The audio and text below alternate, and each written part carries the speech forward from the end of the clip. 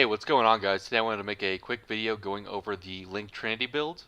I did showcase this a little bit in my Focus Farm guide, but I wanted to make a separate video for just the build itself because I think it's really interesting, and I'm a little afraid that they're going to nerf it or at least change how it functions, which in my mind will be pretty unfortunate just because it's so unique compared to the rest of the Warframe builds. I'm going to start out by going over the concept behind the build, and then I'll go over all the mods and gear that you're going to need in order to make this work. The reason this build is so unique is that it works on self-damage, which involves casting Trinity 3, which links her to enemies, redirecting damage dealt to her to them, and while her 3 is up, you are able to throw your Castanas at the ground and detonate them to deal self-damage to Trinity. The damage dealt to the frame is negated by a combination of mods on the frame. However, the enemies linked to Trinity still take the full amount of damage.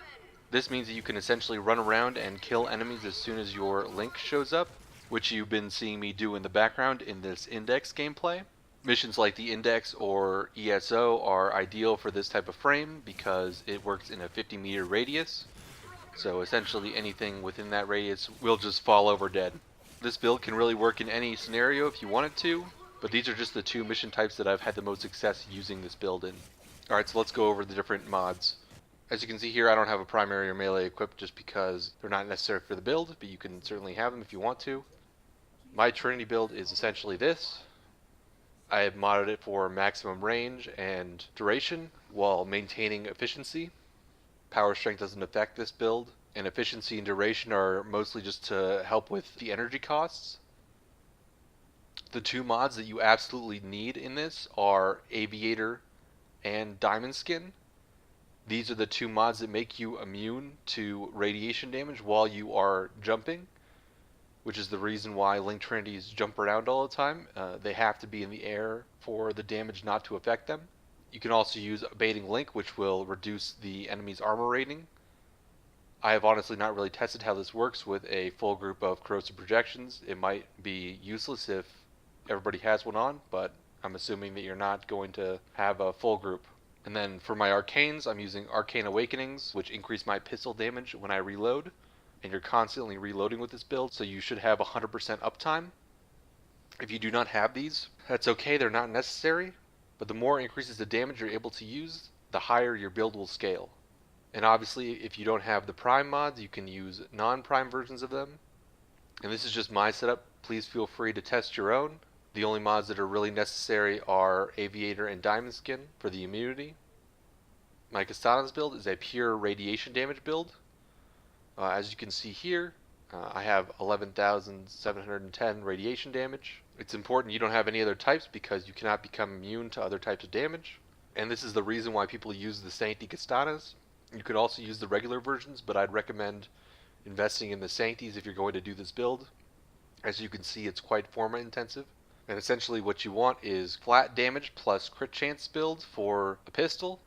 And you can see I have a Riven for this, which I would swap out for Convulsion if I were going to. But in the footage you're watching, I was not using my Riven. With these mods, this build can scale up to the low 100s, making it quite effective. And the last thing I do want to mention is that you should be using Carrier with this. Having ammo case is extremely useful as it increases your total capacity and lets you pick up more ammo. The one thing this build is an ammo hog, considering at base you only have 16 shots. Being able to maintain your ammo efficiency is very important, as you'll discover if you play around with this build. And I have had a couple people ask me how I keep my energy up on this build, and for me, Energy Pulse and Energizing Dash work pretty well. It can be a little rough getting your first link up, but once that happens, for me at least, I don't have any more issues with energy at that point. But please feel free to play around with other ways to gain energy if you're struggling with that. But essentially that's it for the equipment. And now I'll show you how the build gets started. Our position has been compromised. Defend the cargo until reinforcements arrive. All you need to do is cast Link. As you can see, it will tether you to enemies.